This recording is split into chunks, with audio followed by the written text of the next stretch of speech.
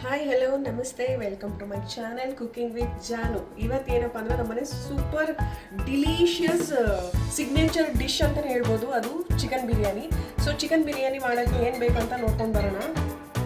So ಅದಕ್ಕೆ ingredients ಏನೇನು ಬೇಕಂತ ನೋಡ್ಕೊಂಡು ಬರೋಣ.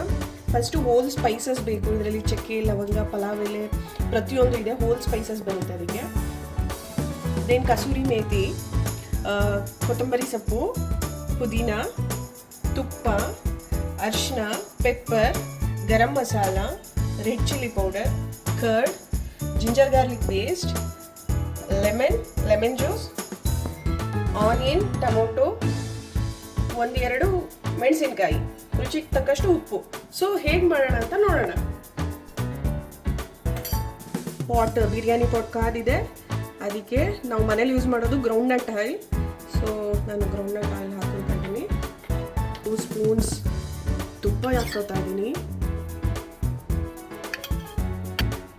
ನಾನಿವಾಗ ಕಸೂರಿ ಮೇಥಿ ಹಾಕ್ತಾ ಇದ್ದೀನಿ.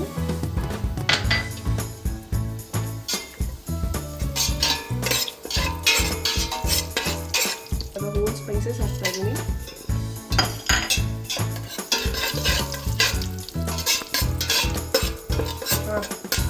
ಸ್ವಲ್ಪ ಈರುಳ್ಳಿ,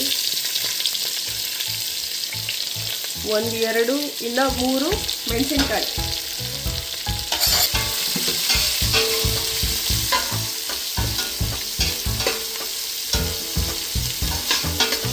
ಗೋಲ್ಡನ್ ಬ್ರೌನ್ ಬರೋವರೆಗೂ ಫ್ರೈ ಮಾಡ್ಕೊಳ್ಬೇಕು.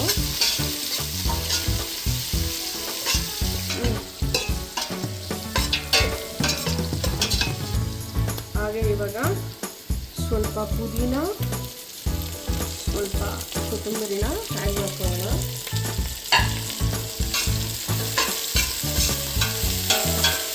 ಈರುಳ್ಳಿಯಿಂದ ಚೆನ್ನಾಗಿ ಸಾಫ್ಟಾಗಿ ಗೋಲ್ಡನ್ ಬ್ರೌನ್ ಆಗೋವರೆಗೂ ಫ್ರೈ ಮಾಡ್ಕೊಳ್ತಾ ಇರಬೇಕು.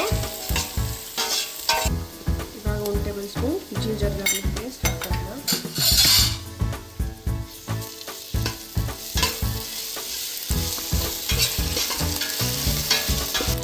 ಇವಾಗ 1 ಟೊಮೊಟೊ ಅಲ್ಲಿ ನಾನು 1/4 ಭಾಗದಷ್ಟು ಟೊಮೊಟೊ ಇವಾಗ ಹಾಕೊಳ್ತಾ ಇದ್ದೀನಿ.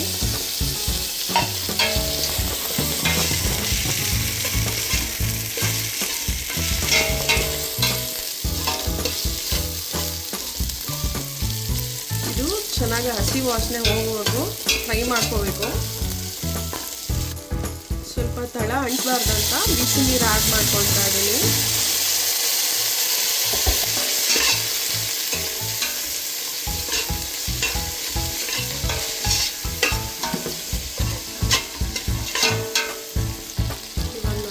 ಚಿಕನ್ ಆ್ಯಡ್ ಮಾಡ್ಕೊತಾ ಇದ್ದೀನಿ.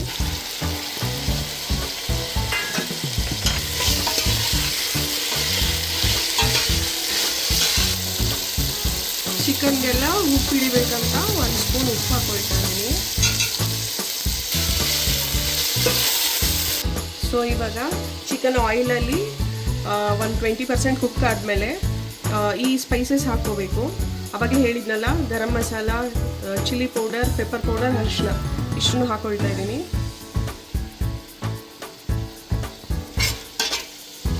ಹಾಕ್ಕೊಂಡು ಒಳ್ಳೆ ಮಿಕ್ಸ್ ಕೊಡಬೇಕು.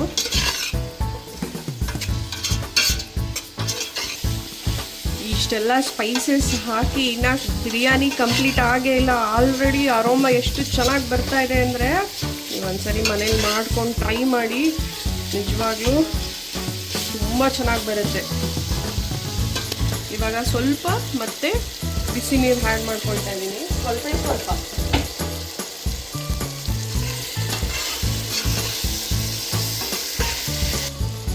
ಇವಾಗ 1-2 ಇಂದ 3 ಟೇಬಲ್ ಸ್ಪೂನ್ ಮೊಸರು ಹಾಕ್ಕೊಳ್ತಾ ಇದ್ದೀನಿ.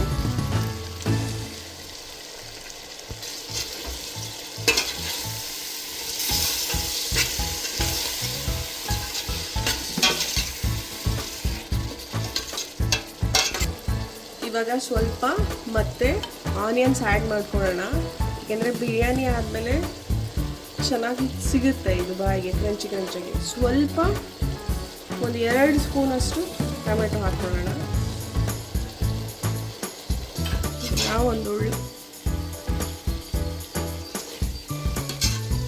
ಇದನ್ನು ಒಂದೊಳ್ಳೆ ಮಿಕ್ಸ್ ಕೊಡೋಣ. ಸ್ವಲ್ಪ ಕೊತ್ತಂಬರಿ ಪುದೀನನ ಆ್ಯಡ್ ಮಾಡ್ಕೊಳ್ಳೋಣ.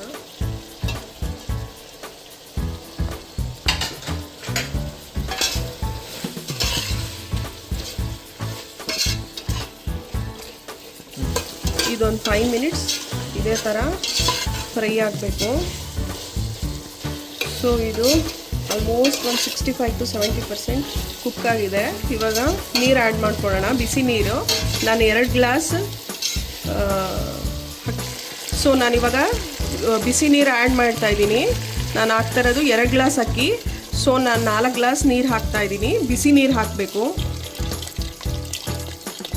ಸೊ ನೀರು ಹಾಕಿದ್ದಾಗಿದೆ. ಇವಾಗ ಕುದಿಯಕ್ಕೆ ಬಿಡೋಣ.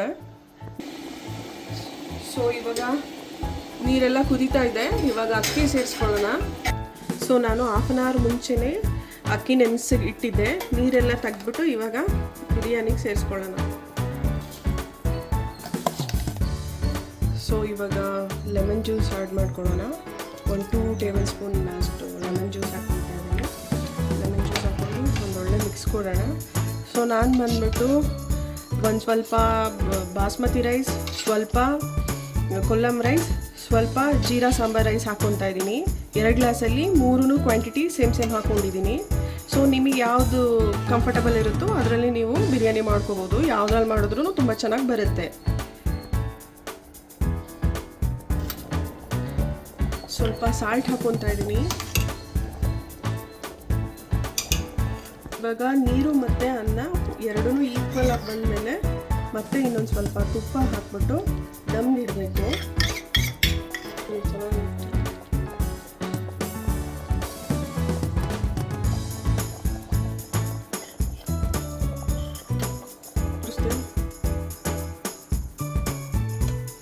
ಸೊ ನೆಕ್ಸ್ಟ್ ಫೈನಲ್ ಆಗಿ ಇವಾಗ ದಮ್ ಇಡೋಣ.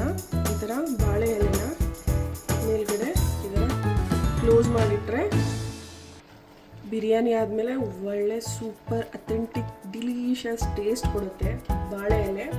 ಸೊ ಲಿಡ್ ಕವರ್ ಮಾಡ್ತಾ ಇದ್ದೀನಿ. ಇದ್ರ ಮೇಲೆ ಏನಾದರೂ ವೆಯ್ಟ್ನ ಇಡಬೇಕಾಗುತ್ತೆ. ಹೈ ಫ್ಲೇಮಲ್ಲಿ 5 ಮಿನಿಟ್ಸ್, ಲೋ ಫ್ಲೇಮಲ್ಲಿ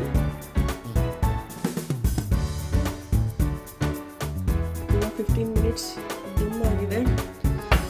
ಸೊ ಬಿರಿಯಾನಿ ಹೇಗೆ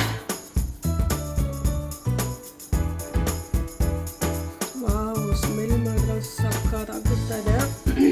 ಟೇಸ್ಟ್ ಕೂಡ ಅಷ್ಟೇ ಚೆನ್ನಾಗಿರುತ್ತೆ.